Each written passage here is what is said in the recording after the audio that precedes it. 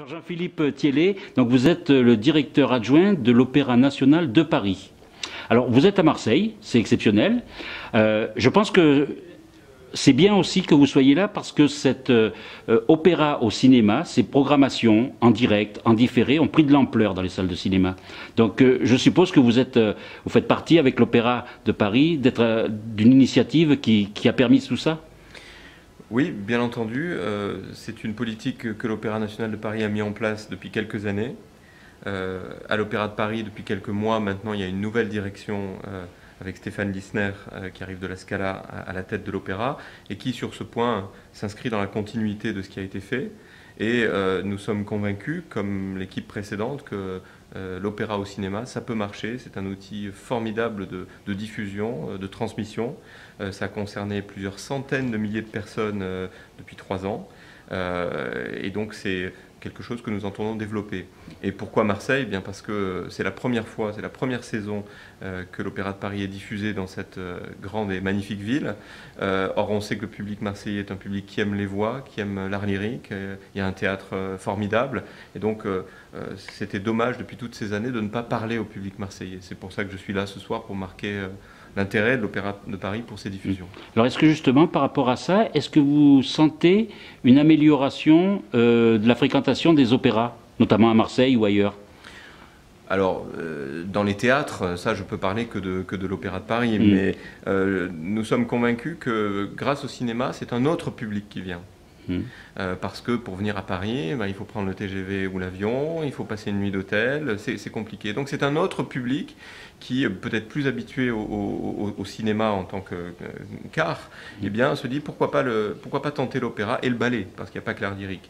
Et donc on parle à un public différent qui peut-être se retrouve dans nos salles. Quant aux fréquentations de l'Opéra de Paris dans les salles physiques, elle est excellente. On a des taux de remplissage supérieurs à 90%. Il y a plus de 800 000 personnes qui viennent chaque année, beaucoup de jeunes. Donc je dirais que c'est un cercle vertueux tout cela. Alors là, ce soir, c'est Mozart. C'est en direct ou en différé ce soir? Alors ce soir, c'est dans les conditions du direct, c'est-à-dire c'est pas quelque chose qui a été remonté, c'est exactement ce qui s'est passé en octobre au Palais Garnier. Dans les réseaux de distribution et dans les cinémas indépendants, il y a déjà Le Barbier de Séville et Tosca qui a été diffusé à la rentrée. Et donc ça faisait un petit peu trop rapproché. Donc c'est exactement les conditions du direct, mais un mois plus tard, pour ne pas être trop rapproché dans la programmation. Alors est-ce que maintenant, quand vous faites votre programmation à l'opéra, est-ce que vous tenez compte justement de la salle aussi?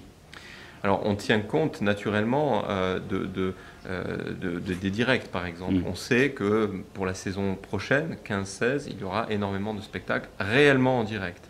C'est quelque chose auquel on pense. On ne change pas la qualité du spectacle sur scène. Ce qui compte, c'est que les réalisateurs, le matériel du cinéma s'adaptent au théâtre, pas le théâtre au cinéma.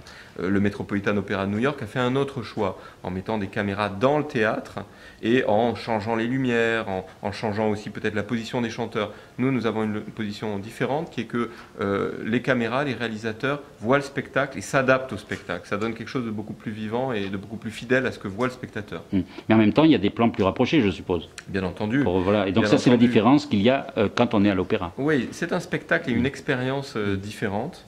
L'avantage aussi, c'est qu'aujourd'hui, les chanteurs, les artistes lyriques, eh bien, c'est plus tout à fait les mêmes qu'il y a 20 ou 30 ans. Vous allez voir ce soir pour l'enlèvement au sérail, ils sont jeunes, ils sont beaux, ils chantent bien, ce qui est quand même l'essentiel. Et donc, de faire des gros plans, c'est pas quelque chose qui surprend et qui rebute, c'est plutôt quelque chose qui fait rentrer dans le spectacle. Oui, voilà. Quant au ballet, c'est aussi la même chose. Les artistes du ballet, de la compagnie, les 154 danseurs de l'Opéra de Paris, qui sont les meilleurs du monde, on peut le dire, sont aussi des gens qui expriment quelque chose par leur visage. Et les voir de près, c'est un plus. Oui, ça veut dire que les metteurs en scène d'opéra aussi pensent à ça tout de suite? Peut-être. Pour ce soir, c'est à peu près certain, puisque c'est Zabou Breitman qui a mis en scène l'enlèvement au sérail au Palais Garnier. Elle vient du monde du cinéma. Une des idées de sa mise en scène, c'est précisément le lien avec le cinéma de l'entre-deux-guerres, avec des clins d'œil très appuyés au cinéma muet. Donc évidemment que là, ce soir, ça fonctionnera particulièrement bien. Est-ce que vous êtes conscient que vous avez participé à peut-être un renouveau, parce que c'était dit avec le numérique, avec la vidéo, tout ça, le cinéma, il y avait une période où il y avait moins de spectateurs, que justement le fait qu'il y ait des opéras, le fait qu'il y ait des concerts, qu'il y ait des matchs parfois de football aussi, des retransmissions comme ça sauve un petit peu le panel des salles. Peut-être, mais je crois que de toutes les façons, le cinéma, dont je ne suis pas du tout spécialiste, devait évoluer par la qualité de service, par l'originalité de la programmation, la qualité de l'accueil aussi, parce que sinon les gens avec les home vidéo prennent un DVD et le regardent chez eux, et ça marche aussi un peu pour l'opéra comme ça. Simplement là, le gros plan, la qualité de l'équipement sonore qu'on ne peut pas avoir nécessairement chez soi, c'est quelque chose en plus, c'est certain. Et donc tant mieux si les cinémas y gagnent, l'opéra y gagne, le spectateur y gagne, c'est vertueux. Vous avez quelques chiffres clés par rapport aux villes, aux spectacles? Bien entendu, c'est quelque chose qui, encore une fois, est en construction. La France, tous les opéras de France et l'Opéra de Paris comme les autres ont pris du retard, notamment par rapport au Metropolitan Opera de New York qui a eu presque 10 ans d'avance. Donc il faut remonter. On a toujours eu 10 ans de retard sur les États-Unis. Oui, bien sûr. Mais, par exemple, non, pas en tout. J'exagère un petit peu chez Marseille. Ce soir, pour l'enlèvement au Sérail, il y a 80 salles qui diffusent ce spectacle-là. Pour l'ensemble de la saison, c'est une centaine de salles en France qui diffusent les spectacles de l'Opéra de Paris, donc presque une par département. C'est un peu un objectif que nous allons atteindre bientôt. 350 salles dans le monde, parce que nous sommes diffusés des États-Unis jusqu'à la Nouvelle-Zélande, l'Asie, Singapour, certains pays d'Afrique, évidemment l'Europe. Donc c'est véritablement mondial. Et ça a représenté pour les 2 dernières saisons 250 000 spectateurs. Le top, ça a été pour Carmen, qui a réuni en un soir 27 000 spectateurs. C'est-à-dire qu'en un soir, on a eu l'équivalent de 10 opéras Bastille. Donc c'est évidemment très, très intéressant. Alors je suppose que le coût des places est quand même moins cher qu'à l'opéra, mais plus cher qu'au cinéma, si on va voir un film traditionnel. C'est ça. Donc c'est un peu la balance. C'est moins cher que les premières catégories, et même qu'un grand nombre de places dans les opéras. Cela dit, tous les soirs à l'Opéra de Paris, il y a 1000 places à moins de 70 €. Donc c'est aussi quelque chose qui est possible. Et contrairement à ce qu'on pense, en s'organisant un peu, on en trouve des places, je veux dire, régulièrement, pas avec le marché noir. Donc c'est quelque chose d'intéressant, mais ça doit être quelque chose d'un peu exceptionnel. C'est pas la place à 11 €, c'est sûr. Mais parce qu'il y a des moyens en très haute définition, il y a des moyens de transmission par satellite qui ne sont pas ceux du cinéma normal, où il suffit d'appuyer sur un bouton en quelque sorte. Donc c'est assez exceptionnel. Alors puisque nous parlons technique, est-ce que techniquement vous pensez parfois à dire, voilà, on va voir un petit peu au-delà, en 3D les opéras au cinéma? Alors, je sais pas, hein, ça peut. C'est des idées sur il y a eu des concerts déjà. On travaille, oui. Pourquoi pas? Pourquoi pas? À l'Opéra de Paris, nous avons un peu de temps pour construire, puisque la direction est là pour 7 ans. Donc c'est une belle période. On va, dès septembre 15, proposer sur Internet, sur une plateforme Internet, ce qu'on a appelé la 3e scène. Il y a Garnier, il y a Bastille, et puis il y aura une 3e scène où il y aura du streaming, où il y aura des reportages, où il y aura, pas pour faire concurrence au cinéma, pour apporter autre chose, notamment plein de choses backstage, des petites vidéos, comment on fabrique un spectacle, quels sont les métiers. Bon. Mais ça n'est pas la réponse à votre question, qui est celle du 3D. On y va, simplement, les investissements sont lourds et c'est des choses sur lesquelles il faut pas se tromper. Non, mais en tout cas, tout ce que vous venez de nous dire est intéressant, parce que c'est vrai qu'on est curieux, et c'est vrai que quand on aime l'art, on peut se rendre compte que justement, avec le cinéma, on peut lier tous les arts. Et c'est vrai que l'opéra, quand on commence par des opéras dits faciles, on peut amener justement le spectateur de cinéma à l'opéra. Parce qu'il y a eu des films d'opéra célèbres qui ont été transposés, qui ont été adaptés au cinéma. L'opéra est un art complet. Pour l'enlèvement au sérail, on voit un peu de chorégraphie, l'orchestre de l'Opéra de Paris, les chanteurs. C'est un art extrêmement complet. Et dans les années qui viennent, à partir de septembre 15, pour la nouvelle saison de la direction Lissner, vous verrez des soirées où il y aura le ballet, l'orchestre, des artistes lyriques, de manière à vraiment parler à tout le monde. Et je pense que c'est une programmation qui s'épanouira pleinement au cinéma. Oui, et les mises en scène de plus en plus élaborées, sophistiquées, parce qu'on peut se rendre compte justement qu'au fur et à mesure de l'histoire de l'opéra, c'est de moins en moins figé. Oui, aujourd'hui on ne peut plus accepter le chanteur qui vient sur l'avant-scène, la main sur le cœur, et qui pousse ses contre-utils. Les ténors, aujourd'hui, on a vraiment besoin de chanteurs qui soient aussi des acteurs.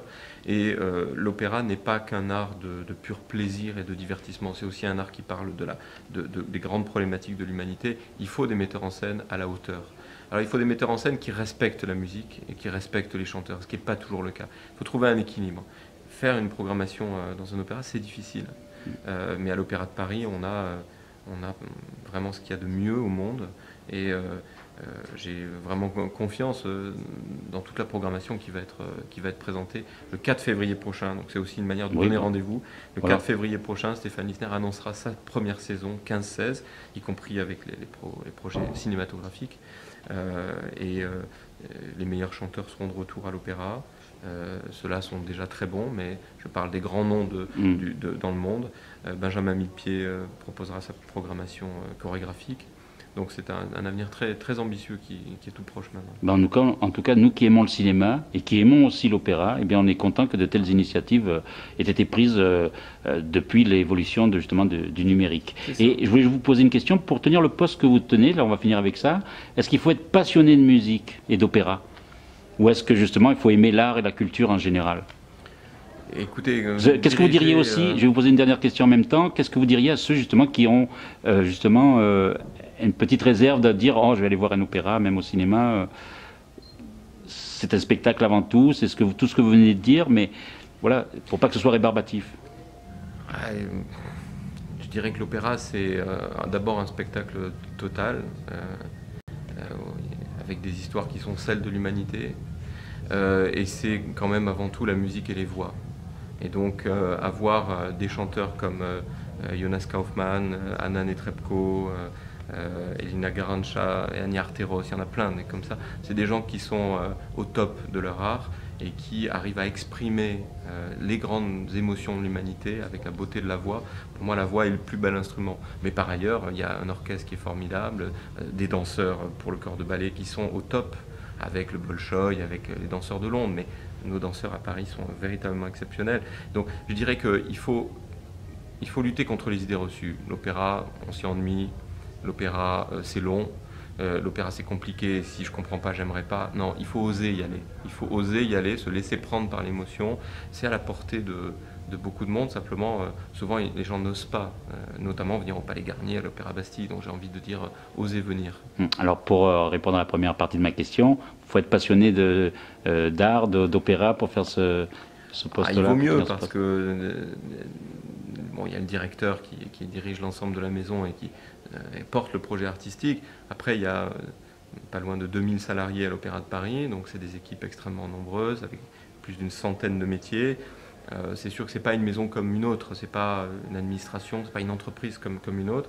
Et donc connaître la difficulté de ces métiers, l'extraordinaire difficulté des métiers artistiques, c'est sûr que c'est plutôt utile de savoir lire une partition et de mesurer la difficulté de ces métiers et de les prendre avec beaucoup de respect. En tout cas, Jean-Philippe Thiellet, on vous remercie d'amener justement l'opéra au cinéma. Et on espère que cette initiative dure longtemps.